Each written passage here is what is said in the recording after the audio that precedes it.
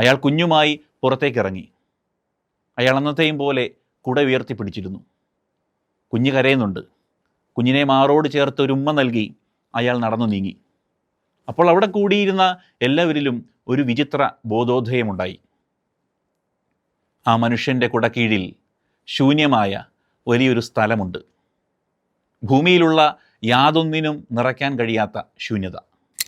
ആ യാത്ര ഒരു ക്യാമറ കണ്ണിൽ പകർത്തിയെടുക്കുമ്പോൾ അതിൻ്റെ ഒരു പകർപ്പ് മനസ്സിൻ്റെ ഉള്ളിലേക്കും കൂടി പകർത്തി വച്ചിട്ടാണ് ഓരോ പ്രേക്ഷകനും പോകുന്നത്. അവസാനം കൈക്കുഞ്ഞുമായി കോരിച്ചൊരിയുന്ന മഴയത്ത് ഭാര്യയുടെ ഉയരത്തിലേക്ക് കുടയും നിവർത്തി നടന്നു പോകുന്ന കുള്ളൻ്റെ ആ ദൃശ്യം എങ്ങനെയാണ് നമുക്ക് മറക്കാൻ സാധിക്കുന്നത്?